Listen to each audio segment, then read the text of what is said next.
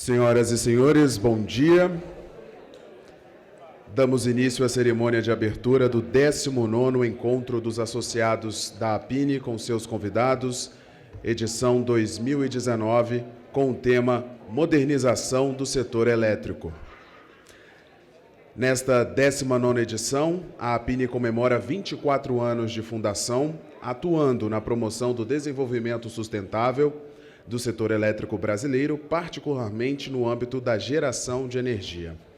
A associação reúne pequenos, médios e grandes geradores que constroem, operam e mantêm usinas no Brasil e no mundo, além de empresas como prestadoras de serviços de engenharia consultiva, mineradoras, construtoras e fabricantes. Os associados da APINE produzem energia elétrica por meio de diversas fontes: hidráulica, térmica, eólica e solar. Antes de passar para a próxima etapa da programação, não podemos deixar de agradecer aos patrocinadores deste encontro, como patrocinadores Ouro, Brookfield, CPFL Geração, CTG Brasil, Enel, Engie, Light, Neo Energia. Como patrocinadores Prata, AES Tietê, Copel, Contour Global e Norte Energia. Convidamos a todos a assistirem ao novo vídeo institucional da APINE. Geramos energia. Nós, os brasileiros, somos uma fonte inesgotável de uma energia que inspira, impulsiona, motiva e transforma e nos aproxima. Uma energia que também atende pelo nome de paixão.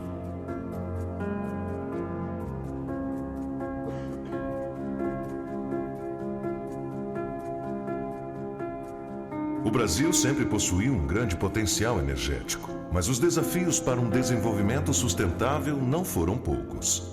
E os produtores independentes de energia têm papel fundamental nesse desenvolvimento. Investimentos em estrutura e tecnologia, modelos de organização mais competitivos e inovadores. Essa força energiza o Brasil. E foi para agregar-lhes força e representatividade junto aos poderes públicos e órgãos ligados ao setor que, em 1995, nasce a APINE, Associação Brasileira dos Produtores Independentes de Energia Elétrica, entidade sem fins lucrativos que promove a união e os interesses dos seus associados. A APINE possui cerca de 60 associados, entre pequenos, médios e grandes geradores de energia. Juntos, representam aproximadamente 725 mil megawatts de capacidade instalada no mundo e 131 mil megawatts de capacidade instalada no Brasil. A APINE está presente em 25 das 27 unidades federativas, gerando aproximadamente 76% da energia total e 95% da energia hidráulica. O setor elétrico passará por um período de grandes transformações nas próximas décadas. Neste cenário, a atuação da APINE, em conjunto com seus associados, para enfrentar os muitos desafios atuais e futuros, torna-se ainda mais relevante e é o compromisso da associação.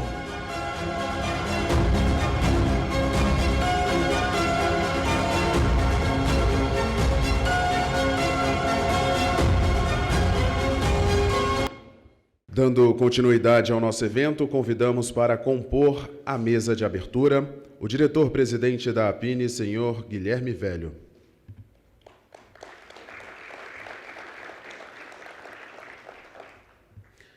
A secretária executiva do Ministério de Minas e Energia, senhora Marisete Dadal de Pereira, neste ato, representando o ministro de Estado de Minas e Energia, Bento Albuquerque.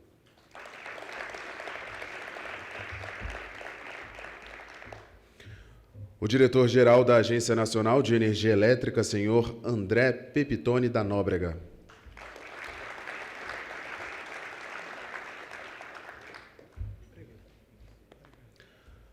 O diretor-geral do Operador Nacional do Sistema Elétrico, senhor Luiz Eduardo Barata.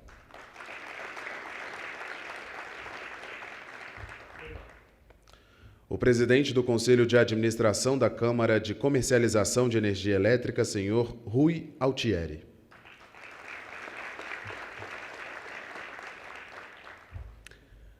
O presidente da Empresa de Pesquisa Energética, senhor Tiago Barral Ferreira.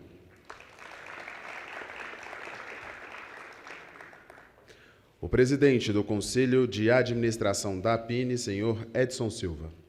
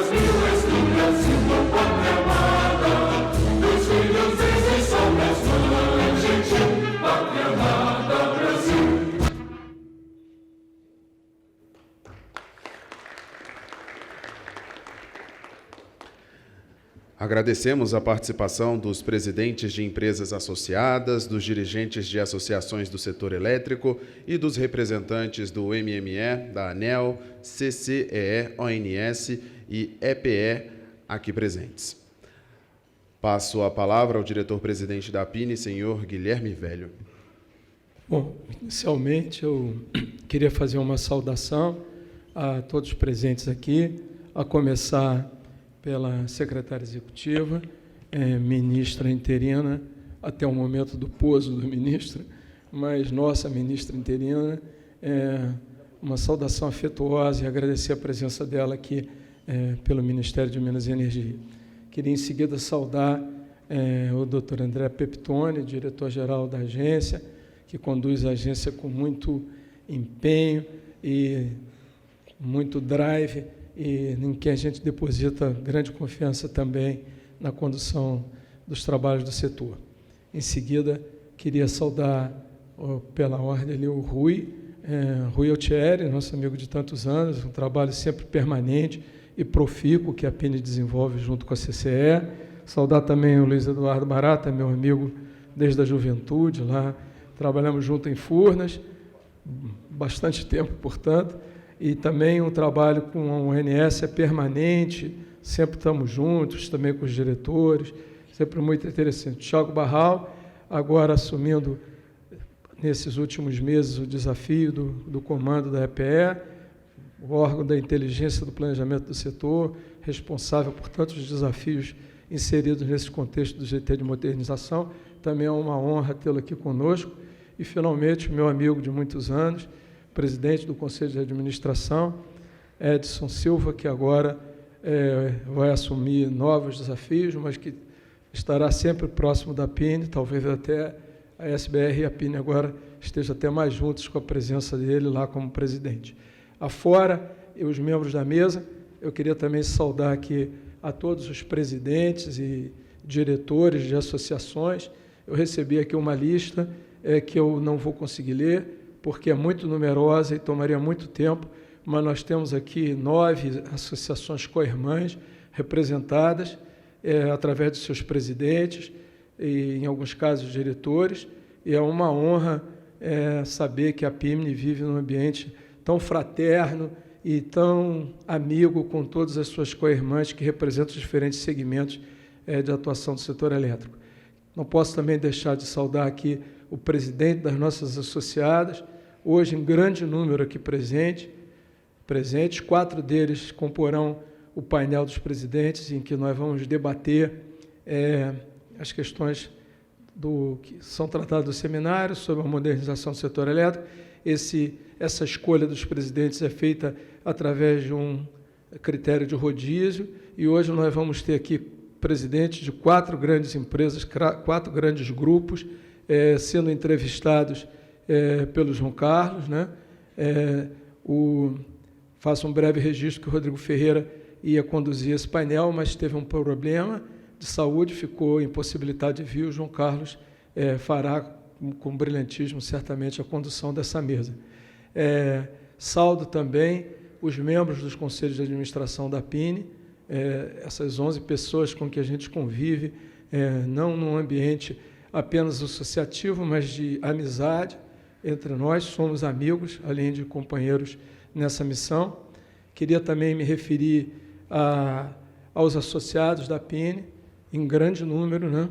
A PINE tem experimentado um grande crescimento nos últimos anos, ela dobrou de tamanho. Vocês viram, a PINE era uma associação já importante, tinha cerca de 65, 70 mil megawatts de potência instalada, e agora está com quase 140. Isso é fruto, talvez, do nosso trabalho, né? Nesse momento, aproveito para me referir ao Luiz Fernando Viana, que foi na gestão de quem a PINE se consolidou ali, depois daquela fase inicial. Também faço uma homenagem aos 2 presidentes que precederam a ele, que foram o Roberto Maisonave e o Érico Westberg, e depois veio ele, teve um período longo, consolidou a associação, e depois coube a mim dar continuidade a esse trabalho. E hoje nós temos uma associação, sem dúvida, muito relevante na representação dos interesses dos produtores independentes, mas, acima de tudo, comprometida com o desenvolvimento do setor elétrico e com o desenvolvimento econômico e social do Brasil. Por último, também quero agradecer aos muitos convidados. Esse evento não existiria sem os convidados. É um evento que está na sua 19ª versão. A PINE tem 24 anos de formação. Ano que vem vai fazer 25, portanto, o Jubileu de Prata, e nós teremos o 20º evento.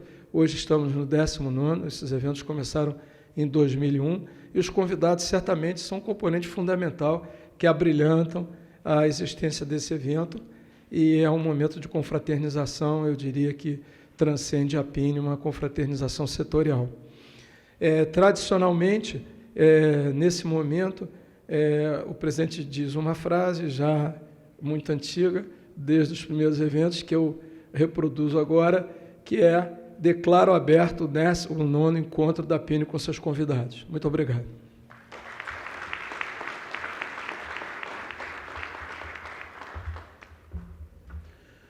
Com a palavra, a secretária executiva do Ministério de Minas e Energia, senhora Marisete Dadaldi Pereira. Bom dia, senhoras e senhores. Estendo meus cumprimentos aí, meus colegas de painel. E, em nome do ministro Bento, eu quero agradecer à PINE pela oportunidade que o Ministério está tendo de trazer aqui para os senhores a evolução dessa discussão da modernização do setor. Como vocês todos têm acompanhado, agora, dia 1º de outubro, faremos a entrega de um relatório que vai conter o diagnóstico dessas medidas, bem como conterá recomendações e um plano de ação. O Cirino terá a oportunidade de mostrar para os senhores onde estamos, onde queremos chegar e como com a modernização. Nesses 180 dias, tivemos um trabalho muito intenso, mas foi um trabalho que, felizmente, nos deu muita robustez e um nível de segurança muito grande para a gente buscar uma construção do setor, uma melhoria de um ambiente no setor, de maneira que a gente possa oferecer para vocês soluções robustas e que garantam, certamente, a financiabilidade da expansão. E, nesse contexto, eu coloco a PINE como sendo um ator muito importante nesse processo, até pela larga experiência na proposição aí de soluções durante as diferentes fases de, vamos dizer assim, de modernização do setor ou de implementação de medidas, as quais, nesses últimos 15 anos, foram muito saudáveis, garantiu, sim, a expansão do setor, mas chegamos num momento que nós temos que repensar. E eu acho que é esse momento que, quando da consulta pública 33, o setor, de fato, se deu conta o quanto é necessário buscar adequações desse setor, melhorias nesse setor, para melhorar, certamente, a questão da alocação dos custos e riscos. E o que vem acontecendo ao longo desses últimos 15 anos? Esse movimento muito forte da migração dos consumidores do ambiente regulado para o ambiente livre. Essa migração tem trazido distorções, principalmente na questão, olhando para o elo final, que é a tarifa de energia. Hoje, a gente tem vivenciado situações as quais as distribuidoras, quase semanalmente, estão no Ministério, trazendo problemas que o custo da energia está ficando insuportável para aquele consumidor que continua sendo atendido no mercado regulado. Então, eu acho que essa mudança que está se buscando, de fato, de dar um outro direcionamento aí para o setor, principalmente um dos temas que eu acho que tem exigido aí de todos nós vamos dizer assim, uma dedicação, um aprofundamento, que é a separação da questão do lastro e da energia. Eu acho que esse é um dos temas que para o Ministério de Minas e Energia, eu acho que ele é um dos temas assim principais da gente poder olhar num prazo aí relativamente curto o que precisamos fazer para começar a mudar essa trajetória, principalmente na questão dessa alocação dos custos e riscos. Então, a EPINE, nesse aspecto, tem contribuído, tem trazido para o Ministério, junto com alguns especialistas, soluções que a gente está buscando, nesse conjunto de soluções, buscar uma solução que, num curto, médio prazo, a gente possa já começar a endereçar esse problema, mas endereçá-lo de forma que a gente não comprometa as outras etapas na modernização, que são etapas que, certamente, vão redesenhar o mercado. Mas essa questão da separação do lastro e energia, eu acho que ela é fundamental pelo fato de que nós estamos aí num processo pode-se dizer, aí, de pouco crescimento, mas, se tiver qualquer crescimento aí na economia, a questão da energia é vamos dizer assim, é a primeira questão que a gente tem que de fato, cuidando e tratando e dando soluções. Então, eu acho que a questão que agora, pós-entrega desse diagnóstico, nós vamos nos aprofundar nessa questão da separação de lastro e energia, de modo que a gente possa oferecer para o mercado, talvez, até durante essa fase da consulta pública, que nós vamos estender essa consulta pública até o dia 25 de outubro, mas buscar, junto com as contribuições que já nos foram trazidas, algo que a gente possa, aí, no curto, médio prazo, já oferecer, para que a gente possa já dar esses sinais de mudança do mercado.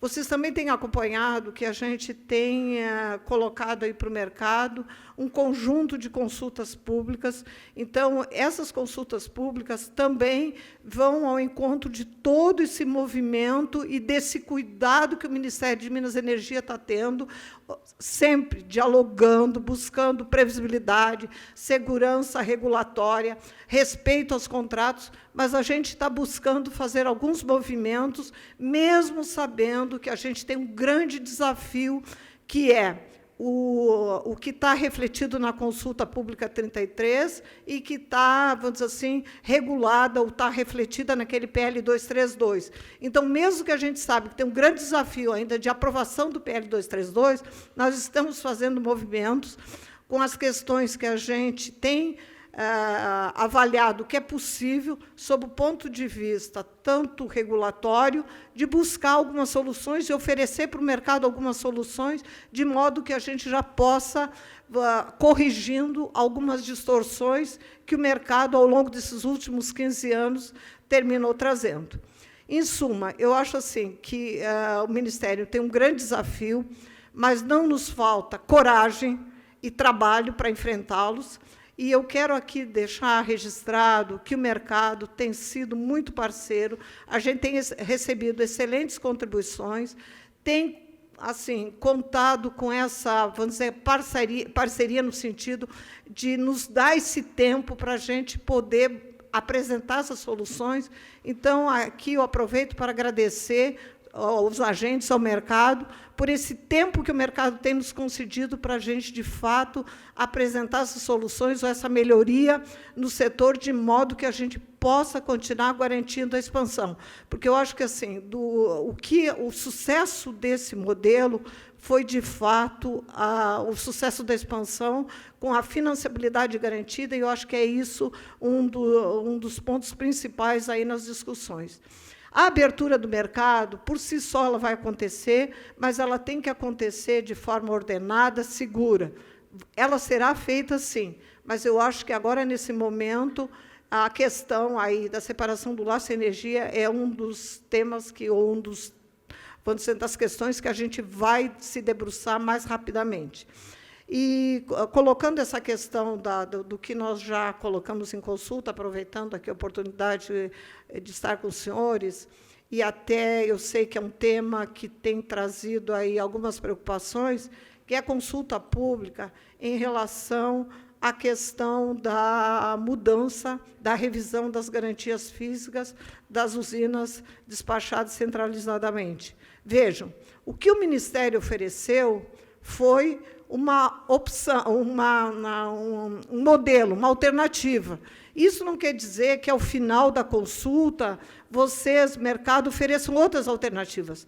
Portanto, a revisão ela será uma decisão opcional, nada será imposto. E, de novo, o que nós vamos fazer não vai manter o equilíbrio dos contratos. Então, aqui eu queria deixar claro para vocês que essa questão da revisão das garantias físicas não será impositiva. É uma opção e será feita com base nas contribuições que os senhores oferecerem, porque vocês sabem bem que essa questão da garantia física é vamos dizer assim, é um dos motivos que tem gerado essa questão aí do GSF. Obviamente, a gente tem que, vamos dizer assim, reorganizar o MRE, tem várias ações a fazer, mas a questão da garantia física, ao longo desses 20 anos, a gente observou que ela já não representa a geração efetiva. Portanto, ela sim precisará de ajustes. Mas, de novo, os ajustes serão feitos quando o agente, de fato, entender que ele quer que seja feito,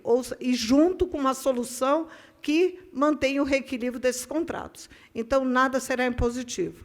E, concluindo, mais uma vez, eu quero agradecer aqui a PINE e desejar a todos vocês um bom evento e que vamos trabalhar, e vamos trabalhar juntos para oferecer aí para o mercado a melhor solução para o setor. Esse é o compromisso do Ministério de Minas e Energia. Nós não temos compromisso com o setor A, B ou C. Nós temos o compromisso de oferecer para a sociedade, para o setor, o melhor modelo, um modelo que, de fato, garanta a sustentabilidade do setor. Muito obrigada e um bom evento.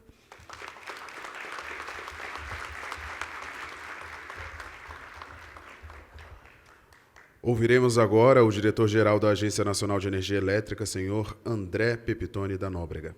Bom, meus amigos e minhas amigas, bom dia a todos. Cumprimento o Guilherme Velho, diretor-presidente da APINE, a nossa ministra interina em exercício, a Marisete. Saúdo o Edson, presidente do Conselho de Administração da APINE.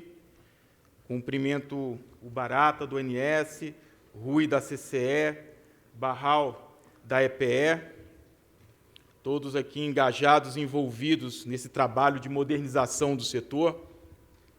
Saúdo também o nosso diretor da ANEEL, meu colega no colegiado, diretor Efraim Cruz, O diretor Sandoval e o diretor Olímpio estão em viagem a serviço, e a diretora Elisa vai estar com a gente ao longo da manhã de hoje.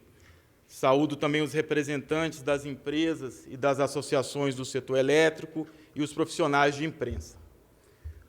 Bom, minhas primeiras palavras, eu inicio parabenizando a APINE pela realização desse consagrado encontro, Guilherme, que já está em sua 19ª edição, e também pela pertinência e pela atualidade do tema que estamos abordando nesse ano de 2019, que é a modernização do setor elétrico. Então, a gente aplaude o Guilherme Velho, aplaude o Edson e, notadamente, a todos que cuidaram da organização desse encontro. Digo a vocês que é uma imensa alegria, uma imensa satisfação estar ao lado aqui de profissionais tão qualificados, promovendo essa discussão tão relevante. Bem, pessoal, também eu parabenizo o ministro de Estado, Bento Albuquerque, pela liderança, Marisete, o ministro Bento e, obviamente, sua equipe, a secretária executiva, Marisete, o secretário Cirino e o secretário Reive, toda a equipe do Ministério, pela liderança que exercem nesse setor extremamente complexo. O grupo atua com espírito de equipe, respeita, a Marisete já comentou e eu reforço, respeita a governança das instituições e exerce o diálogo. Tem o cuidado de discutir, debater e usar o instrumento de audiência pública.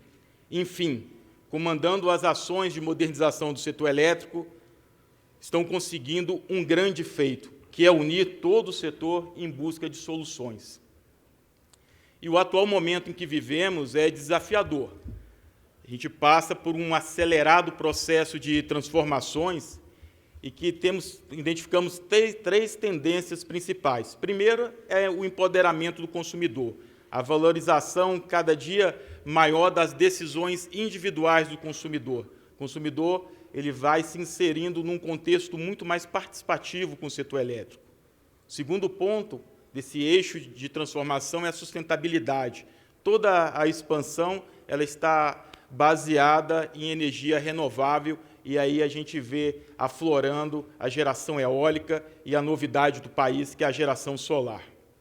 E o terceiro ponto é esse ambiente competitivo, que vai passar pela abertura do mercado livre para trazer eficiência, trazer competitividade para o setor e, em última instância, o que todos queremos, preços módicos para os consumidores do mercado. Então, vivenciamos no setor elétrico o que mundialmente, e aí até atuando no âmbito da Associação Ibero-Americana de Entidades Reguladoras de Energia, a gente observa esse movimento mundial que é denominado de transição energética, com a descarbonização e a digitalização, o que exige dos reguladores o que chamamos também de um dinamismo regulatório para acompanhar todo esse pacote de inovação. E esse contexto é muito dinâmico, e nesse contexto dinâmico, nós, reguladores, devemos facilitar a evolução. Facilitamos a evolução e devemos eliminar as barreiras para o desenvolvimento do setor e permitir que essa inovação avance, que ela seja introduzida e seja introduzida com dois objetivos claros: trazer eficiência, melhorar a qualidade do serviço e também trazer preços módicos para os consumidores. E nesse pacote de atuação, nós apontamos 3 grandes desafios que estamos enfrentando no caminho da modernização do setor elétrico. Esse trabalho com o MME, junto com todo o setor e todas as instituições do setor estão realizando de modernização, que está acontecendo e entra nessa agenda maior, mas o regulador está focado em 3 ações específicas. A primeira delas é na abertura do mercado, com medidas que aprimorem a segurança desse mercado. A segunda ação específica é a desoneração tarifária na busca equilibrada da modicidade aos consumidores. E o terceiro ponto que se faz urgente é reequilibrar estruturalmente o MRE. Então, o primeiro deles que apontei, na abertura do mercado livre, é um trabalho que já estamos realizando em parceria com a CCE, com o Ministério, desde de agosto do ano passado, o que resultou na publicação da Portaria 514, de 27 de dezembro, onde já foi dada uma sinalização clara que, em 1º de julho, nós reduzimos o limite para a entrada no mercado, passou para 2,5 mega, agora, em janeiro próximo, vai cair para 2 megas, e a consulta pública 77/2019 do Ministério de Minas e Energia dá continuidade desse caminho. Para 21, janeiro, 1,5 megas, julho de 21, 1 mega, e a partir de 1º de janeiro de 22, 0,5 megas. E o grande momento que todos esperamos, e aí precisamos enfrentar as situações que a secretária executiva bem colocou para ser um pacote estrutural de abertura do mercado livre, é quando alcançarmos o consumidor residencial, o consumidor de baixa tensão. Na segunda ponto específico nosso, na agenda de aprimoramento da segurança do mercado de energia, ela se faz necessário porque nós passamos por um momento tenso no início de 2019, que foi o default de algumas comercializadoras. Isso afetou o ambiente de credibilidade de negócios do setor elétrico, não ficou restrito ao mercado livre, não ficou restrito ao ambiente de comercialização, e se faz necessária ações para a gente estruturar e trazer segurança para esse mercado, e estamos também trabalhando em conjunto com o CCE e com o Ministério de Minas e Energia para apresentar essas ações a partir já de janeiro de 2020. O segundo desafio, que temos nos consumido um grande tempo de nossa pauta, é a desoneração tarifária, que está calcada num tripé, o tripé da desoneração tarifária, que é reduzir o custo de geração, reduzir o custo de subsídios e o custo de tributos. E tivemos alguns resultados positivos. Antecipamos a quitação da conta CR, isso significou dizer tirar da tarifa das distribuidoras, que seria recolhido dos consumidores, 8,4 bilhões de reais ao longo de 19 e ao longo de 20, com um resultado prático efetivo de redução tarifária de 4,9%. E outra ação concreta também, já apresentando resultados, foi o decreto 9642, de 27 de dezembro de 2018, onde foi retirado o subsídio do consumidor rural e o serviço público de irrigação, água, esgoto e saneamento, ou seja, uma conta de 4,2 bilhões de reais que está sendo retirada à ordem de 20% ao ano ao longo dos próximos 5 anos. E temos uma série de outras ações a serem tomadas e temos que ter essa atenção constante na tarifa. E o terceiro ponto nessa agenda da tarifa é a questão do ICMS. É uma agenda mais complexa, temos sensibilidade com a questão dos estados, do déficit fiscal, mas só a transparência já é o grande passo. E a gente criou no site da ANEEL a página Luz na Tarifa, onde a gente apresenta a arrecadação de ICMS por estado e o valor em megawatt-hora, onde a gente tem uma régua tarifária, onde o Rio de Janeiro é o que mais recolhe, R$ 196,60 por cada megawatt-hora faturado é recolhido aos cofres dos estados, e na outra ponta o estado de São Paulo com R$ 92,79. E, por fim, com a agenda muito clara, que vamos centrar todos os esforços agora em 2020, quando digo centrar os esforços, é o regulador, porque no âmbito do modelo isso já está sendo tratado e coordenado pela CCE, estamos trabalhando em parceria, que é a agenda para restabelecer o equilíbrio estrutural do MRE. O avanço do setor elétrico passa pelo estabelecimento. Então, nós temos isso na agenda regulatória da ANEEL, uma série de ações estão sendo tomadas, e ela passa pelo expurgo de disponibilidade, que já está com o relator, a diretora Elisa, passa pela alocação do vestimento turbinável, que está com a diretora Elisa relatando, passa pelo tratamento de exposição de energia secundária, pela apuração de FID para usinas não despachadas centralizadamente, está na relatoria do diretor Efraim, atualização dos dados de representação das hidrelétricas, cota, área, volume, o que vai ajudar e auxiliar o Ministério de Minas e Energia nesse trabalho de revisão das garantias físicas, passa pelo despacho termoelétrico para manutenção da reserva operativa, discussão da Resolução 822, passa pela flexibilização do FID para valores superiores a 1 para alocação no MRE. Então, essas ações já estão todas bem identificadas e coordenadas dentro da agência. Mas, bem, meus amigos e minhas amigas, estamos numa oportunidade ímpar de dar um salto de qualidade e modernidade no setor elétrico. Digo a vocês que o trabalho que desenvolvemos na ANEEL, ele preza pelo rigor técnico, pelo exercício permanente do diálogo, tanto com os agentes do setor quanto com os consumidores e o poder público.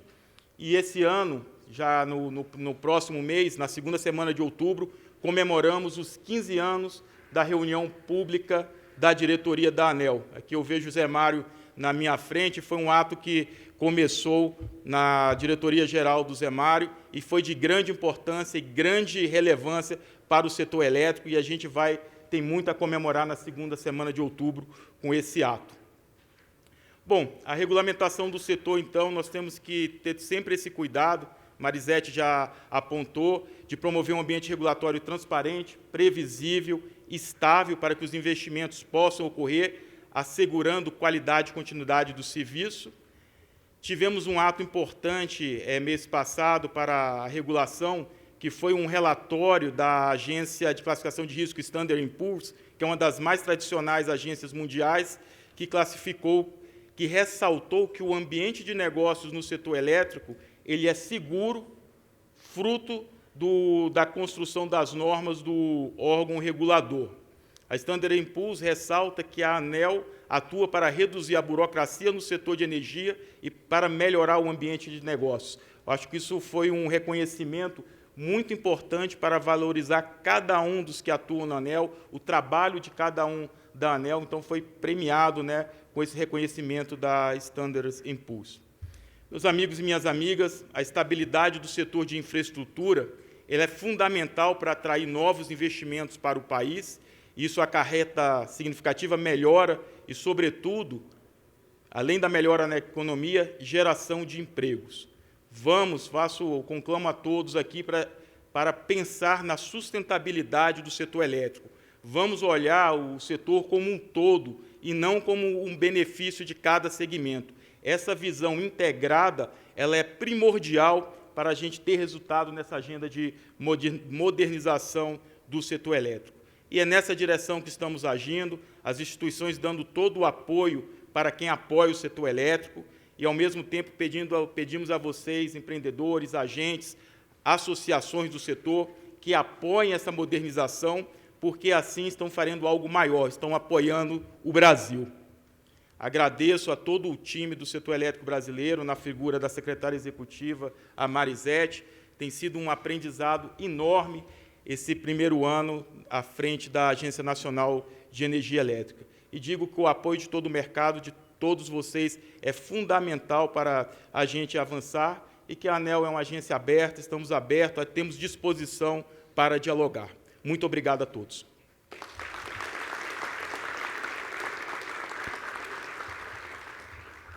Fará uso da palavra o diretor-geral do Operador Nacional do Sistema Elétrico, senhor Luiz Eduardo Barata. Bom dia a todos. Guilherme, obrigado pelo convite, pela oportunidade de participar de mais esse encontro. Eu confesso que já perdi a conta de quantos encontros eu compareci e, assim como eu comentei no Enase, me sinto muito, de certa forma, envaidecido, porque participei desses encontros em diferentes posições. Participei representando o Operador Nacional, a Câmara de Comercialização de Energia Elétrica e também o Ministério de Minas e Energia. Então, voltando aqui como diretor-geral do Operador Nacional, eu me sinto muito feliz, porque eu reputo que esse encontro ele é um dos mais importantes que nós temos hoje no setor. Bom, eu vou ser breve na minha apresentação, onde eu quero compartilhar com os senhores, né, três temas. Como é que nós estamos vendo a operação no futuro? Qual é a agenda estratégica para o Operador Nacional? E nós temos trabalhado nesses últimos anos, levando em conta as mudanças, porque nós temos certeza que o nosso setor vai passar, nós temos construído uma agenda estratégica e depois considerações finais. Bom, sobre a operação do futuro, né, como é que nós estamos imaginando? Nós temos a absoluta certeza, né, que nós vamos ter... Opa, voltou? Não. Uma mudança grande de paradigma na operação.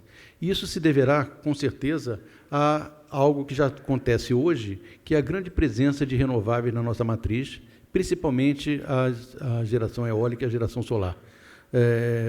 Comento com vocês que, anteontem, nós tivemos mais uma vez o recorde batido de geração eólica no país, com mais de 11 mil megawatts, com o recorde batido nas duas regiões, tanto na região eólica como na região sul. E isso se deve aos custos mais baixos dessa geração, obviamente ao menor impacto ambiental, mas tem uma contrapartida, né? Que é uma maior parcela de geração não controlável, o que seguramente vai trazer uma maior complexidade para a operação. Mas, em função disso, nós teremos também elementos mitigadores dessa variação, e que são os reservatórios das nossas usinas hidrelétricas, que, lamentavelmente, nos últimos anos, têm podido ser pouco usados pelas condições climáticas por qual passa o país nos últimos anos. Mas nós temos a expectativa de que esse quadro irá se mudar no futuro, e nós poderemos, então, usar, de fato, os nossos reservatórios como elementos mitigadores dessa variação das fontes renováveis intermitentes.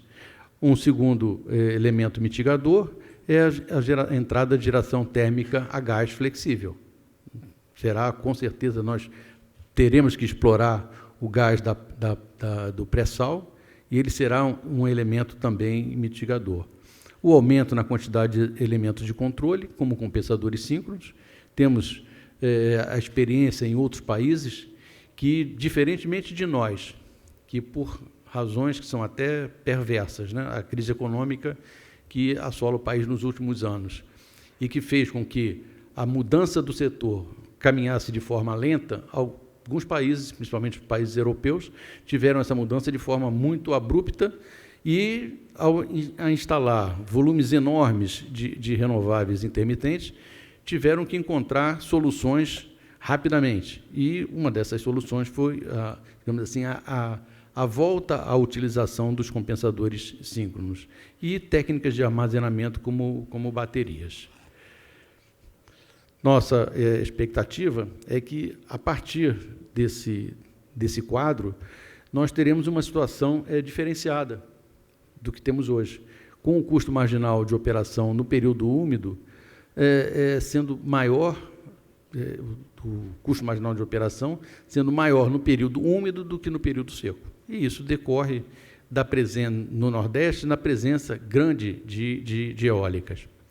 Nossos reservatórios, como eu disse, obviamente esperando uma melhoria das condições climáticas, tenderão a ficar flat, e serão eles quem farão a regulação, a compensação da variação das fontes renováveis. Então, qual é a nossa expectativa? É que, no futuro, nós tenhamos térmicas a gás na base, eólicas e solares na base, obviamente, quando puderem gerar, dependendo das condições de vento e sol, e as usinas hidrelétricas com reservatório, elas sim fazendo a modulação do sistema.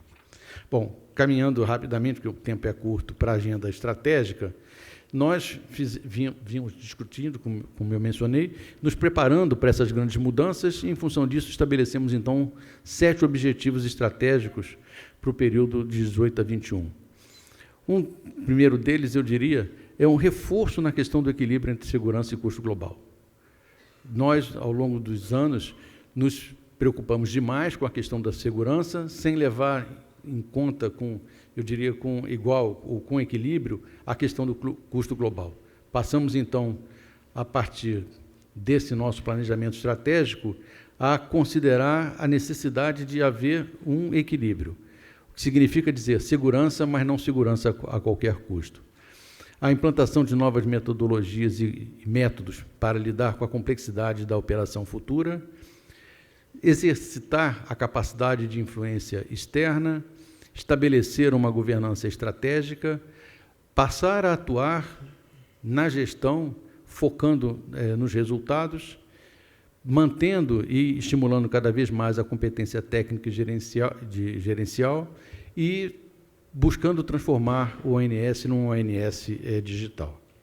estão caminhando rapidamente para as ações realizadas, nós estamos absolutamente convictos que, a partir de janeiro de 2020, estaremos fazendo a nossa programação diária, utilizando o modelo D100, que é o modelo de curtíssimo prazo, e que é um modelo acoplado ao modelo de longo e médio prazo, New Wave Decomp.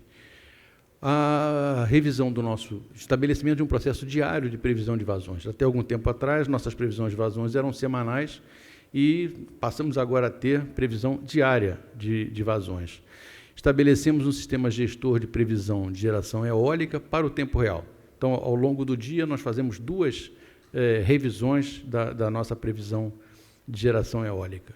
Estabelecemos o portal de relacionamento com os agentes, que é o Sintegre, uma ferramenta de gestão dos processos de acesso ao SIM, que é o SG Acesso, e uma ferramenta de gestão de integração de instalações ao SIM, que é o SGI Integração, e que nós temos a expectativa de que tenha melhorado em muito o nosso relacionamento com os agentes que atuam no setor, e nós esperamos de vocês o feedback para aquilo que a gente tiver que melhorar ainda mais.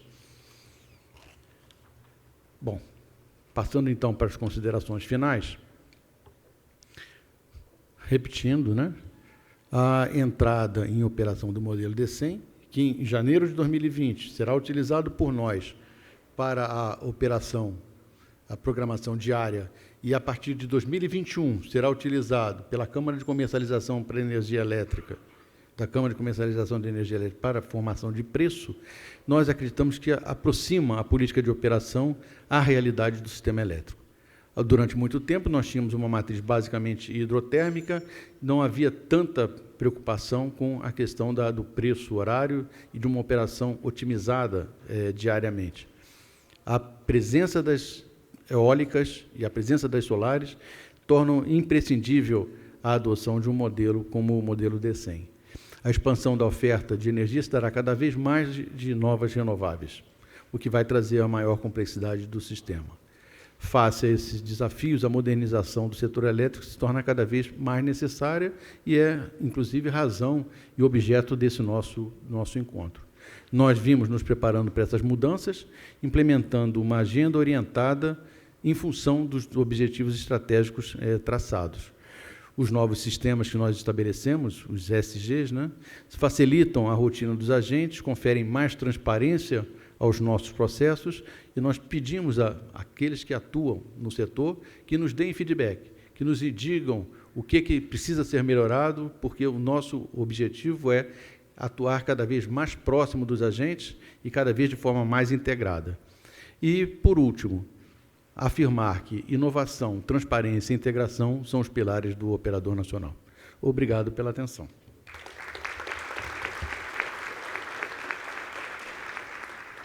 Agora, com a palavra, o presidente do Conselho de Administração da Câmara de Comercialização de Energia Elétrica, o senhor Rui Altieri.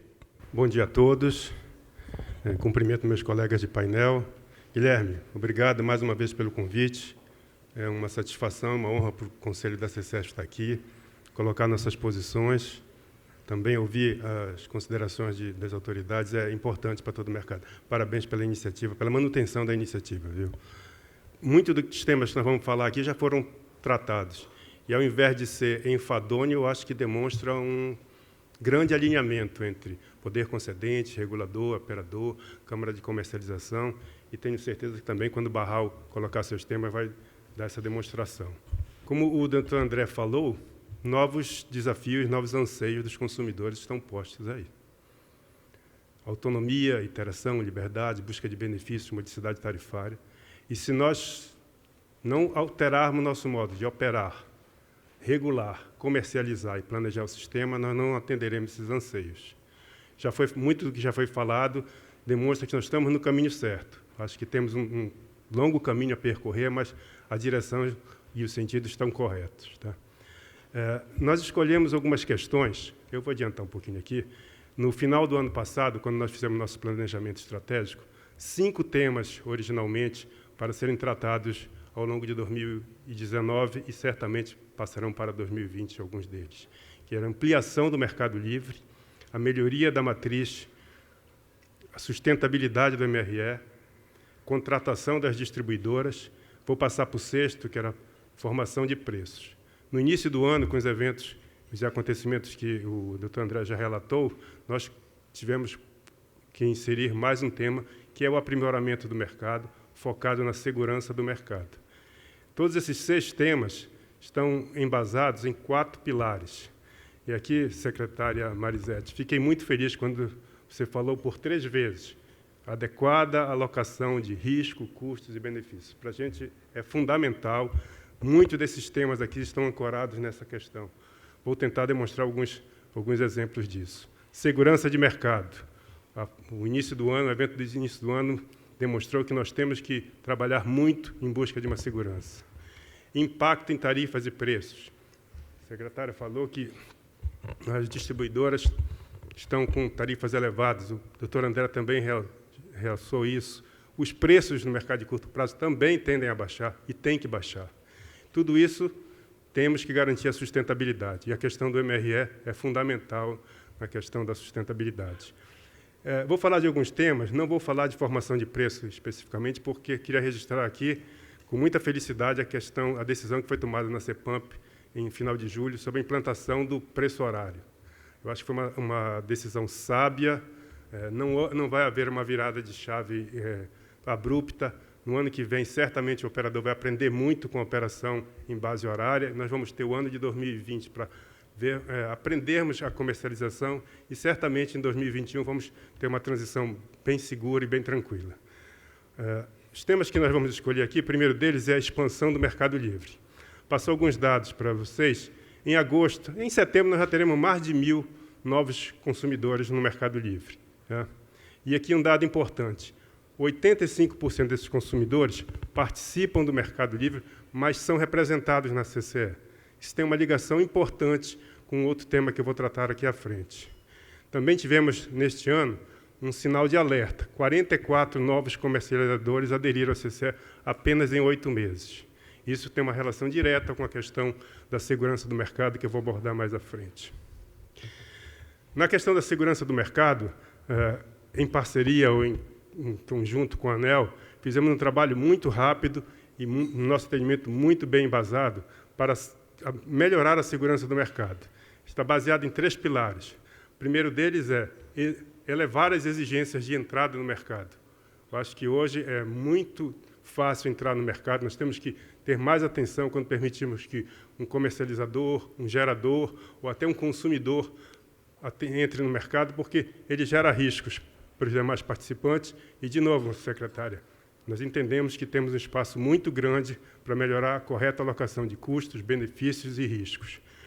O segundo ponto é melhorar as informações. Já fizemos uma reformulação no nosso site com novas informações, mas em janeiro nós vamos dar mais informação, mais transparência, para que as contrapartes consigam fazer uma avaliação correta dos riscos que estão correndo. E a última, que é a chamada de margem semanal. Esta proposta, no nosso entendimento, ela ajuda e ajuda em muito. Foi mal recebida pelos compradores e vendedores. Entendemos que tira os vendedores e os compradores da zona de conforto que estão hoje. Mas, secretária, aqui eu queria dar um exemplo. Um comprador e um vendedor firmam um contrato de médio prazo, por exemplo, 24 meses. Esse contrato é registrado na CCE durante os 24 meses com valores zero. Apenas por volta do 10º dia ou 11º dia do mês subsequente é que, em havendo sucesso na negociação, ou seja, caso o comprador receba o vendedor receba o que o comprador lhe deve, ele coloca o valor. Caso isso não aconteça, ele fica com o valor zerado e o risco é alocado para quem? Para todo o mercado. Então, no nosso entendimento, esse é um exemplo cabal de que não temos uma correta alocação de custos, benefícios e risco nessa operação. É o que o mercado comumente chama de contrato contra pagamento. E essa proposta de chamada de margem elimina em muito essa prática, que não tem nada de ilegal, nada de errada, só que ela não traz a segurança que nós entendemos que é devida para o mercado. De novo, fomos muito combatidos, criticados, mas temos crença que isto vai dar um novo cenário. E aqui é importante registrar o seguinte, vários grupos, várias empresas têm nos procurado no particular e dito que este é um caminho a ser seguido. Merece algum aperfeiçoamento, alguma flexibilização? Sim, mas que esse é um caminho a ser seguido. Claro que, em público, nós somos muito criticados porque tira da zona de conforto, mas é um passo que nós temos que enfrentar. Fizemos uma nota técnica, encaminhamos para a ANEEL e temos já a certeza que, dentro em breve, a ANEEL vai abrir essa audiência pública para ouvir a sociedade. Se está tudo bem, se o pessoal concorda que, quando dá certo, fica restrita a relação bilateral. Quando dá errado, joga para o mercado, ok, vida que segue. Mas eu acho que, ouvindo o outro lado, ouvindo os consumidores, a resposta talvez seja outra. Da mesma forma, a questão da clara separação entre atacado e varejo. Isso é importante, o mercado vai crescer, está crescendo, vai crescer muito. Nós temos que estabelecer uma clara separação entre atacado e varejo. Essa separação, em parte, já existe. 85% dos consumidores participam do mercado livre, mas não estão na CCE. São representados ou por geradores, ou comercializadores, ou por consultorias. Por quê? Porque é muito complicado para um pequeno consumidor participar de todas as atividades do mercado. Então, ele delega essa atividade para um terceiro. Só que o risco continua no mercado. Deveria ficar entre quem o representa, que pode ser o vendedor ou um terceiro, e o comprador. Quando dá certo, fica tudo bem. Quando dá errado, joga-se para o mercado. E aqui, secretário, na consulta pública que foi aberta, nós temos que sair da discussão se meio megawatt é muito, é pouco, 1 megawatt. Aqui, de novo, o pilar fundamental para essa discussão, no nosso entendimento, é correta alocação dos riscos, dos custos e dos benefícios. E vou encher o saco, eu vou chatear vocês, porque esse daí, para a gente, é um ponto, uma pedra de apoio. Não combinei com você, mas fiquei muito feliz quando você identificou essa questão. Muito que eu vou falar aqui está alinhado com o que vocês falaram, sem nenhuma combinação prévia. Deixa eu seguir aqui. Tá? Já passei do tempo, né? Dá 2 minutinhos aí que eu já encerro. A questão da renovação do parque térmico. E aqui, acho que essa é uma questão praticamente resolvida. 2 exemplos, a usina de Chavantes, com CVU elevadíssimo, e a usina de Pampa Sul, de um associado aqui da PINE, com CVU muito bom. Se nós dermos o sinal adequado, o mercado sabe reagir. E tem reagido, aí está a demonstração. Ficamos também bastante satisfeitos com a publicação da consulta pública, que já estabeleceu um limite de CVU para a próxima contratação em 2020 em R$ 300 por megawatt-hora. Isso vai, até 2023, ter um impacto tarifário positivo, ou seja, as tarifas vão reduzir, o preço no mercado de curto prazo vai cair, certamente, porque a substituição hidráulica, que é a base da nossa geração, vai se dar com preços menores. E todos os agentes do mercado, em um momento ou outro, ficam expostos negativamente no mercado de curto prazo, vão fazer essa substituição a preços mais baixos. Isso tem uma vantagem significativa naquela sua cruzada por redução de tarifas, doutor André. Falando do MRE, e aqui é tratar da sustentabilidade desse mecanismo, que é fundamental para o setor elétrico. 92% do GSF é explicado por hidrologia e mercado. Hidrologia dos últimos 4, 5 anos, muito desfavorável. Mercado, a previsão em 2014 era que o mercado, até 2018, crescesse em torno de 18%. Cresceu apenas 2,5% e foi contratada energia para fazer frente a esse crescimento. Nossa avaliação na CCE, hidrologia e mercado é risco do empreendedor. Tem que ser alocado, novamente, chateando vocês, tem que ter uma alocação correta. Risco de hidrologia e de mercado tem que ser alocado no gerador, não tem como alocar em terceiros. Né? 3% são explicados por 4 fatores que já estão resolvidos. Geração fora da ordem de mérito já está regulada, importação de energia já está regulada, resolvida a questão, o atraso das linhas de transmissão das grandes usinas já está resolvido, o segundo bipolo do Belo Monte acabou de entrar em operação em teste, não sei se já entrou em operação comercial. Já entrou? Já entrou em operação comercial, então está resolvido. E a antecipação da garantia física desses processos estruturantes, com a motorização de Belo Monte agora em novembro, vai se encerrar. Mas 5% desse risco ainda não foi tratado, e a energia de reserva. Fizemos estudos, calculamos na ponta do lápis, e a energia de reserva desloca o MRE em 5%, em média. No último ano foi 5%. Este ano, com este recorde de geração do Nordeste, onde tem uma concentração muito grande de energia de reserva, esse valor deve crescer. Nós temos uma proposta também para resolver ou atenuar essa questão, é que a reserva, paulatinamente, comece a dar lastro para os compradores, que são os consumidores livres e os consumidores regulados das distribuidoras. Não muda em nada a relação entre comprador e vendedor, mas aloca o risco adequadamente, tira esse risco do MRE, que não é próprio do MRE. E algumas ações específicas que foram tratadas aqui. Revisão da garantia física. Temos que pegar todas as oportunidades para recalcular a garantia física, né? E também tratar da eficiência dos geradores do MRE. Trazer alguns exemplos aqui. Energia de reserva. Em média, ela seria... o GSF que foi realizado, que é a linha inferior, ele seria, em média, 8% superior se nós tivéssemos retirado a energia de reserva nesse período, né? E um ponto de atenção importantíssimo. Angra 3, nós temos que encontrar uma modelagem de comercialização, porque se Angra 3 entrar como energia de reserva, esse número que hoje é 5%, tende a ir para 7,5% ou 8%, o que vai ser devastador para o mecanismo. Eficiência das usinas. As grandes usinas hidrelétricas têm uma resolução da ANEEL que estabelece penalizações caso elas não operem de acordo com as eficiências que foram calculadas no cálculo foram usadas no cálculo da garantia física. Mas caso elas sejam mais eficientes do que aquele valor, nada acontece.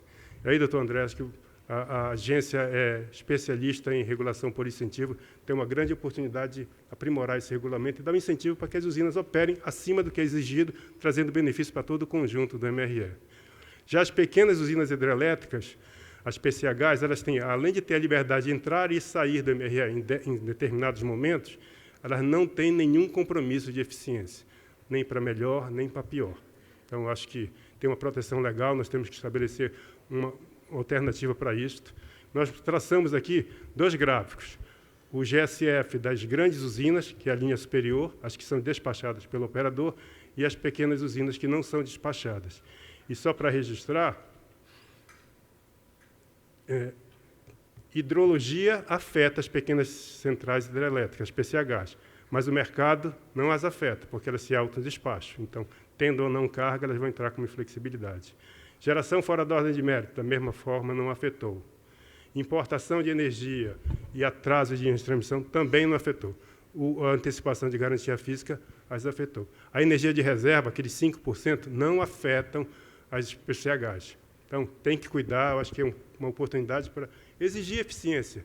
E, de novo, se dermos a sinalização correta, o mercado vai reagir, os geradores vão conseguir ser eficientes. Hoje eles estão numa zona de conforto. Quando se exigir, reações acontecerão, mas eu tenho convicção que venceremos essas reações. E aqui é o exemplo do recálculo de garantia física. Caso, esse dado é importante, caso nós tivéssemos usado todo o limite, sem ter a trava do decreto de 5% a cada revisão ou 10% a cada ano, o GSF de 84% de 85% iria para 89% no período de 2014 até 2018. Então, temos amarras legais que vamos respeitar, mas qualquer oportunidade, final de concessão, qualquer oportunidade dentro do regulamento, nós temos que usar esse mecanismo de revisão das garantias físicas para ajustar o máximo possível.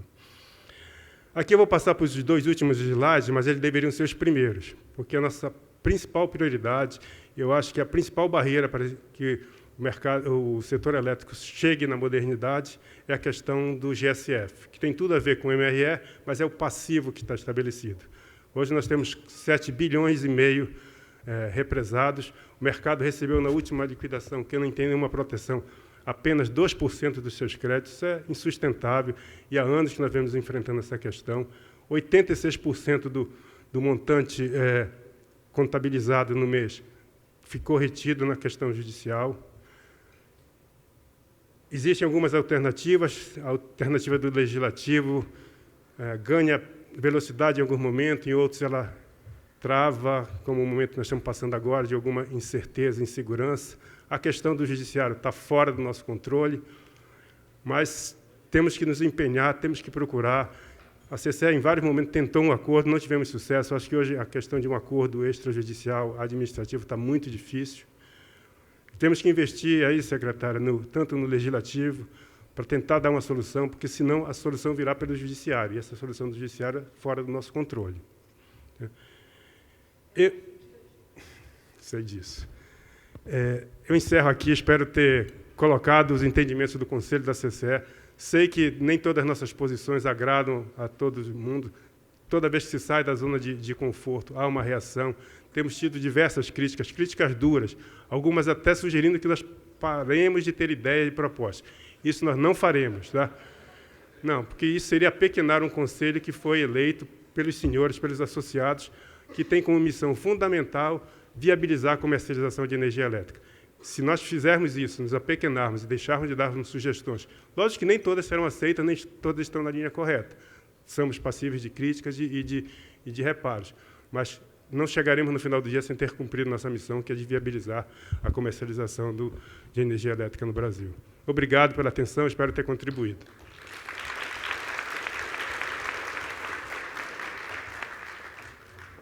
Com a palavra, o presidente da Empresa de Pesquisa Energética, senhor Tiago Barral Ferreira. Em primeiro lugar, queria desejar um bom dia a todos os presentes aqui, a todas. E gostaria de agradecer aqui o Guilherme, que me formulou o convite. É uma honra muito grande. E também cumprimentar os meus demais colegas, na pessoa da Marisete, a secretária executiva, que tem sido incansável aí na busca por aliar toda a inteligência e o empenho de todas as instituições do setor em prol desse objetivo e também buscar o apoio de todos os agentes de mercado, sejam geradores, transmissoras, distribuidoras, para que nós possamos, de fato, avançar nas pautas que realmente são importantes, né? Discutir aquilo que realmente vai fazer a diferença quando nós olharmos aí no horizonte de efetiva transformação do setor. O tema é modernização do setor elétrico, né? Então, eu acho que a gente tem que começar passando claramente onde está a modernização, né? Do que nós estamos falando. E, na minha visão, nós estamos falando em várias coisas ao mesmo tempo e em vários locais ao mesmo tempo, e tudo isso, de uma forma, no final das contas, tem que se integrar. A modernização está na agenda regulatória da ANEEL, né? Quantas pautas importantíssimas estão lá, da geração distribuída, da tarifa multipartes, da tarifa binômia, quantas questões importantes estão colocadas ali e que são fundamentais para a modernização do setor, mas, sobretudo, para acomodar toda essa quantidade de transformações, novos modelos de negócios, novos atores que vêm surgindo e novas tecnologias que vão emergir, algumas delas que nós não podemos nem prever, né? E aí eu acho que cabe muito bem que o André colocou do dinamismo regulatório. Eu acho que é uma palavra, é uma descrição fundamental como filosofia, né, para que, de fato, a agenda regulatória da ANEEL seja um motor muito forte da modernização do setor. Então, acho que a agência realmente tem um papel fundamental e vem exercendo isso através da sua agenda, através da sua diretoria, de todo o seu corpo técnico. A modernização do setor, ela também está no esforço de aproximação da formação de preços, da dinâmica de formação de preços, com a realidade efetiva da operação do sistema, né? E aí toda essa luta que foi para, de fato, conseguir aprovar a implementação da operação através do DECEM, com o apoio do DECEM e também do preço horário, eu acho que é um passo fundamental e importante na direção da modernização.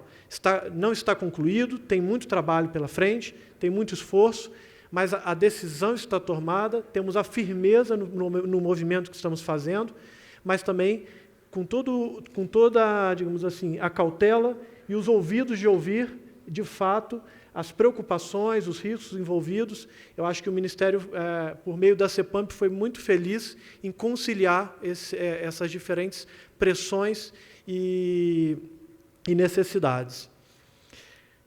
A modernização do setor elétrico, ela também está no desenvolvimento e na aplicação de novos modelos e metodologias de planejamento da expansão da geração, mas também da transmissão.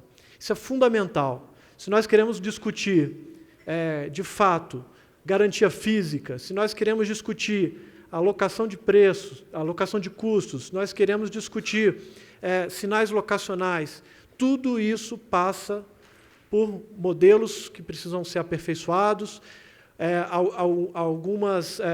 muitas das soluções já desenvolvidas, mas que precisam ser internalizadas no setor.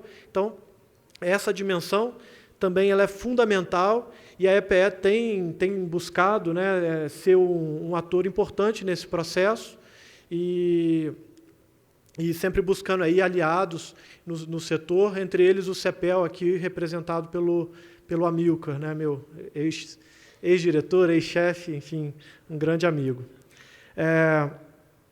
A modernização do setor ela está na melhoria da governança setorial, na garantia de que as instituições, de fato, possam atuar e ser fortalecidas, ser instituições sólidas e que atuem com transparência e com diálogo de forma institucionalizada.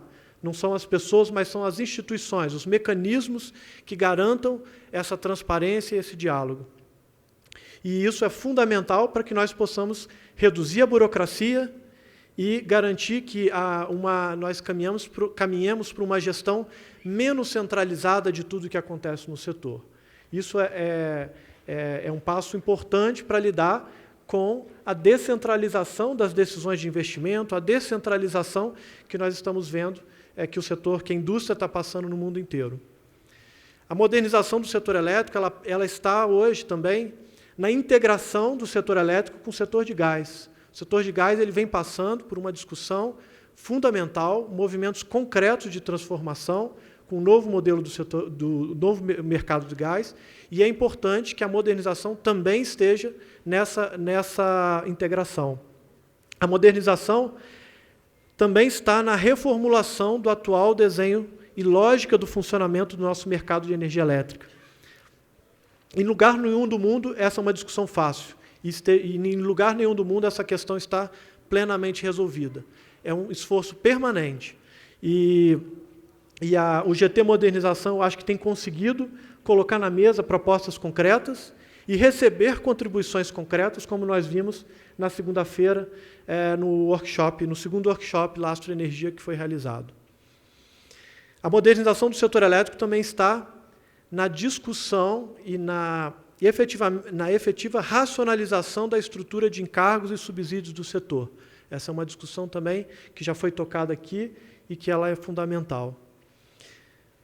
Mas eu queria destacar que a modernização do setor elétrico ela está, sobretudo, nas estratégias de negócios, nas decisões de investimento, na capacidade das empresas de inovarem, de trazer soluções diferentes, trazer soluções desafiadoras para o regulador, para o planejamento, na capacidade das empresas de lidar com as pressões, com as transformações, se manterem competitivas nesse ambiente cada vez mais desafiador. E esses atores estão onde? Estão aqui, na PINE, representados como associação na PINE, são as empresas geradoras são uma parte fundamental de onde ocorre a modernização do setor. Então, essa não é uma discussão do Ministério, essa não é uma discussão da ANEEL, essa é uma discussão, sobretudo, também das empresas que estão investindo e que estão tomando decisões, definindo as suas estratégias. Então, eu acho que temos aqui, de fato, a clareza de que apenas se trabalharmos como um grupo mais coeso, apenas se nós buscarmos os consensos mínimos, é que nós, de fato, vamos conseguir avançar numa direção que seja consistente e que seja produtiva para todos. Então, eu coloco aqui o meu compromisso profissional, o compromisso de toda a equipe da EPE, o compromisso da EPE como uma instituição do setor, para, de fato, apoiar esse processo de modernização naquilo que nós entendemos que nós podemos contribuir e dar o de melhor, que é colocar o nosso quadro técnico altamente qualificado a serviço da consistência desse processo, a serviço da consistência geral das escolhas que precisam ser tomadas. E o exemplo disso é o nosso empenho no GT Modernização do Setor Elétrico e também na melhoria contínua do plano decenal, que vai ser colocado aí para consulta ao longo do mês de outubro e que vai trazer vários elementos, vários números, modelagens para apoiar essa discussão de vários temas que nós tocamos aqui hoje, que todos os painelistas tocaram. Alguns desses consensos mínimos, eu acho que estão ficando bastante transparentes. Primeiro, que o atual modelo, desenho do nosso mercado, ele nos coloca hoje numa trajetória insustentável sob o aspecto da sustentabilidade econômica do setor, e é, de fato, uma barreira para a ampliação do mercado livre, para a maior liberdade dos agentes, para uma menor centralização da gestão. E também é um consenso hoje no setor identificado que a financiabilidade da geração é um fator crítico para o que queremos alcançar, e nós não queremos rupturas nessa qualidade do setor, e nós não queremos aventuras irresponsáveis que possam comprometer a financiabilidade. Então, concluindo, eu queria dizer que nós temos a PINE como grandes parceiros nessa jornada, e os diversos líderes que estão aqui representados hoje das empresas são atores, são protagonistas dessa modernização, e assim nós enxergamos vocês. Agradeço em nome da EPE a confiança depositada e a grande abertura e o diálogo franco que a PINE tem proporcionado, tem exercido de maneira exemplar, e com isso eu desejo aí um sucesso muito grande para esse evento, esse 19º encontro da PINE. Obrigado. Ouviremos agora o diretor-presidente da PINE, senhor Guilherme Velho. Inicialmente, pela pressa que eu estava no momento da saudação, eu acabei não me referindo ao agradecimento à equipe da PINE, que tanto trabalhou para a organização desse evento. Nominalmente, queria citar a nossa diretora, Josiane Napolitano, mas também todos os demais colegas da PINE que muito trabalharam para que isso acontecesse. E depois dizer também que assim que nós acabarmos essa sessão de abertura, nós vamos ter uma apresentação do secretário Ricardo Cirino, que vai falar sobre o status atual do desenvolvimento do GT de modernização e também do professor Gustavo Loyola, né, que todos conhecem, muitas vezes dirigiu o Banco Central, que vai falar a respeito da retomada do crescimento econômico, que, em última instância, é o que o país tanto busca, e que o setor elétrico, de certa forma, tem que estar atento para poder responder prontamente quando essa retomada ocorrer. E depois, como eu já tinha dito, nós teremos a mesa dos presidentes para poder encerrar a sessão e um pronunciamento também do nosso diretor do Conselho de Administração, Edson. Então, queria falar um pouco sobre essa agenda que nós vamos ter no dia de hoje ainda. Bem, agora sobre esse tema, que eu vou procurar ser breve, eu queria dizer o seguinte: todos temos consciência de que o setor elétrico, a nível mundial, passa por grandes transformações. Transformações tecnológicas, como talvez nunca tenhamos tido antes, transformações comerciais, transformações regulatórias. Também forçoso perceber que no Brasil, particularmente, nós estamos vivendo um momento de grande intensidade dessas transformações. Agora, principalmente com o término dessa fase inicial do GT de modernização, GT esse que tem, sob a liderança do MME, mobilizado todos os agentes públicos. Eu nunca vi, ao longo desses anos todos que eu estou no setor, uma atuação tão integrada entre esses agentes públicos, quer seja a ANEEL, EPE, ONS, CCE, todos trabalhando de forma sinérgica para que a gente tenha sucesso nesse desafio. Vale a pena também referir a atividade, talvez também sem intensidade paralela, que a gente verifica no Legislativo.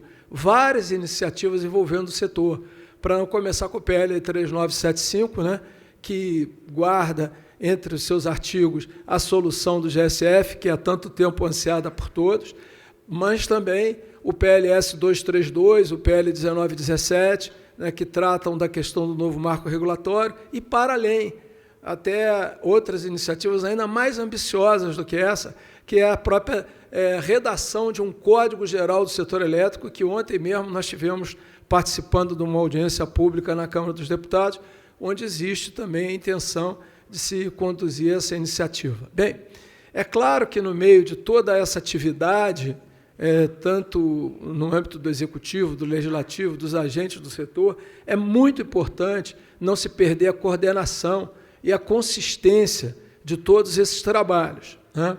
E hoje eu optei por, em vez de falar sobre um tema específico, quer seja o MRE, quer seja a expansão, falar um pouco sobre a implementação, sobre a questão processual desse desafio.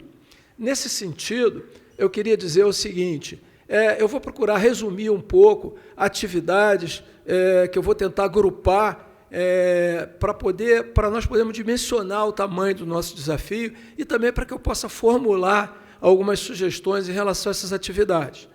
E, dessa maneira, a primeira atividade que eu queria me referir é exatamente a identificação das questões que precisam ser modernizadas. Essas questões, de certa forma, nós já conhecemos, é a abertura do mercado, é a sustentabilidade da expansão com o mercado liberalizado, é a questão da sustentabilidade da distribuição, né? Também a questão da integração dessas novas fontes, tanto centralizadas como descentralizadas, essas fontes ditas de produção não permanente.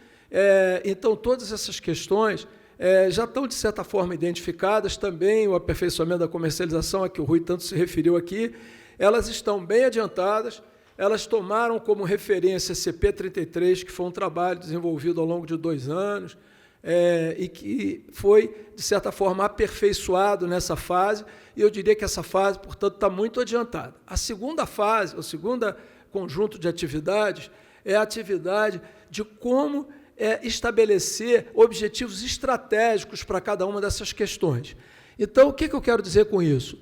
Eu, por exemplo, na questão da expansão da oferta, eu tenho lá uma série de questões que estão bem identificadas e que eu quero que a expansão da oferta agregue os novos critérios de suprimento, a segurança da financiabilidade, a definição dos atributos, a questão também da diversificação das fontes de receitas provenientes de lastros de energia, de lastros de capacidade, da venda da energia, da prestação de serviços ancilares. Então, isso eu chamaria de um objetivo estratégico, que não precisa ser alcançado num primeiro momento, né? O status da definição dos objetivos estratégicos de cada uma das questões, eu diria que está em fase de desenvolvimento.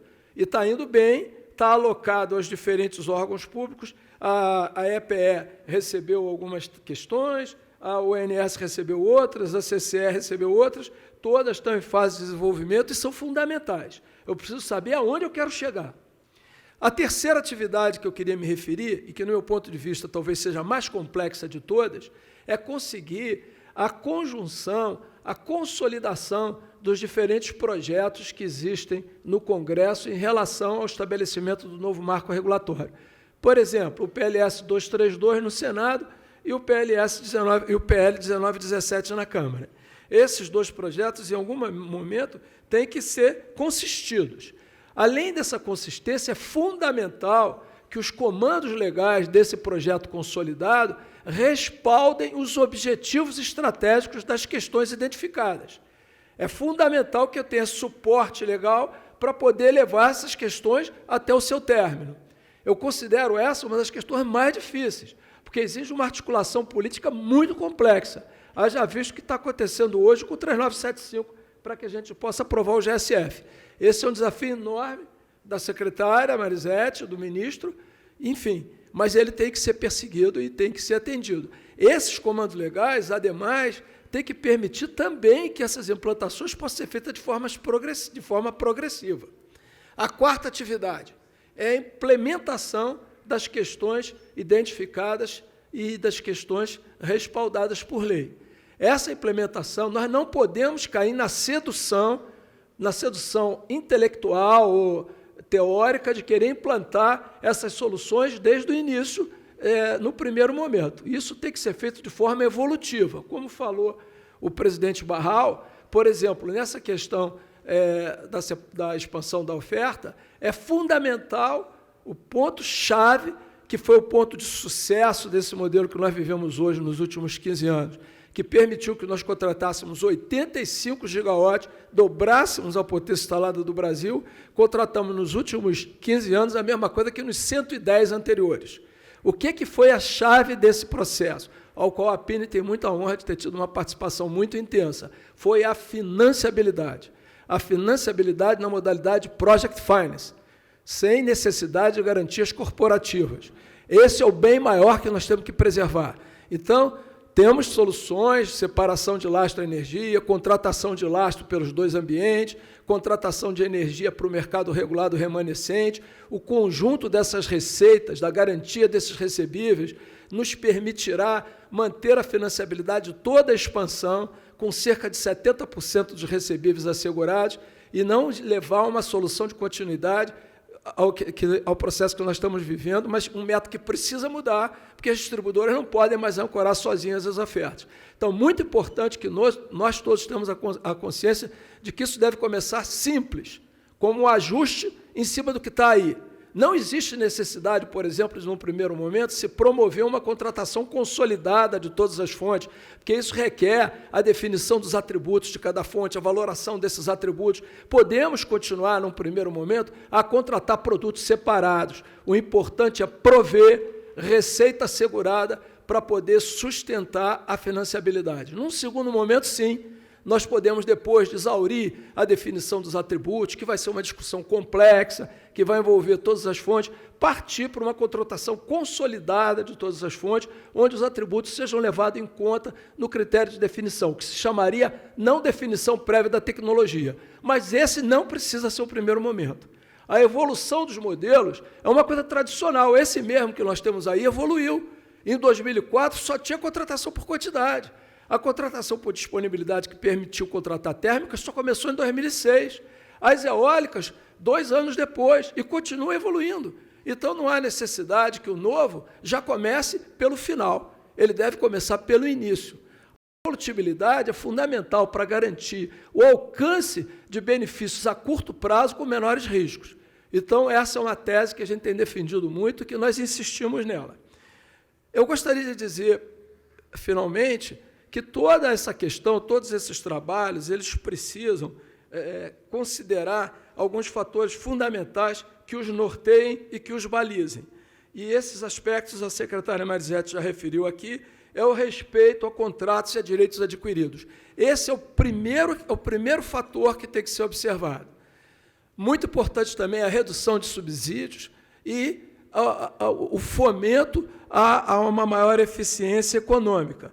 Mas, de certa forma, mesmo a redução de subsídios deve considerar os direitos adquiridos. Outra coisa muito importante é a análise dos impactos regulatórios. Isso é fundamental. E isso é visto dentro de um senso amplo. Não apenas a interferência de uma questão em relação à outra, como também os cálculos quantitativos de todas as questões que venham a ser implementadas. Nós não podemos apenas definir isso a nível teórico. Nós temos que testar tudo antes de efetivamente implantar. Testar as interferências de uma questão na outra. E também observar, quando necessário, o estabelecimento de períodos de transição. Bem, como nós vemos, essa é uma questão que está muito longe de ser simples. Ela é muito complexa. Ela é tecnicamente complexa, ela é complexa na organização de todo o processo, na organização dos trabalhos que têm que ser desenvolvidos, ela é muito complexa na articulação política, ela é, portanto, um grande desafio. Nós vamos precisar, mais do que nunca, da liderança do MME, nomeadamente do ministro Bento Albuquerque, da secretária executiva, nossa amiga de tantos anos, Marisete Pereira. Nós vamos precisar também da liderança do secretário Cirino, do secretário Reive, mas essa liderança, na realidade, vai ter que contar com um esforço conjunto de todos os agentes públicos e de todos os agentes privados para que a gente enfrente esse desafio. A APINE, como sempre fez na sua trajetória, vai fazer tudo o que tiver ao seu alcance para colaborar para que esse processo tenha um término exitoso. Era isso que eu queria dizer. Muito obrigado.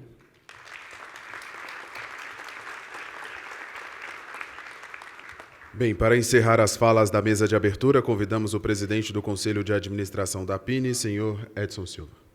Bom dia a todos. É uma satisfação tê-los aqui nesse evento. Vocês são muito especiais para todos nós. Vocês trazem brilhantismo ao evento. Então, queria, em nome do Conselho de Administração da APINE, saudar a presença de todos e vou falar bastante brevemente, porque eu retorno ao final da manhã para fazer o fechamento do evento. Bom, o país passa por um processo de transformação profunda em todos os segmentos da sociedade. E no discurso do presidente Bolsonaro na ONU, um dos fundamentos desse processo de transformação passa pela desregulamentação dos mercados. Tá? A desregulamentação dos mercados, no caso do setor elétrico, aqui eu diria que está ancorada no projeto de modernização do setor. Nas diversas manifestações que tivemos até o presente momento, nós percebemos com muita clareza o alinhamento em torno desse projeto, que algumas iniciativas já estão em curso, com apoio, inclusive, dos agentes setoriais na discussão, e também recebemos, particularmente para mim, com muita felicidade, a confirmação de que em breve teremos o relatório de diagnóstico do setor. Então, tudo isso reforça esse projeto de modernização. Então, na sequência, nós teremos uma programação bastante rica e eu tenho certeza que ao decorrer das atividades, vocês terão o mesmo nível de excelência que tivemos até o presente momento. Então, era isso que eu queria passar como considerações iniciais para vocês. Muito obrigado.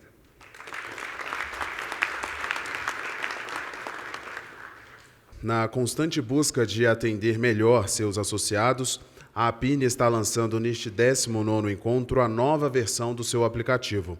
Os associados da APINE agora poderão pesquisar todo o conteúdo produzido pela associação. Notícias públicas, privadas, boletins, comunicados, notas informativas, tudo em um só lugar. Foram importados para o aplicativo cerca de 22 mil mensagens entre comunicados enviados para associados, para grupos de trabalho, para o Conselho de Administração e demais listas de distribuição. As informações disponíveis abrangem, em média, 5 anos de conteúdo. Foram importadas as notas informativas semanais da APINE desde 2012, também passíveis de pesquisa, inclusive dentro do conteúdo do documento.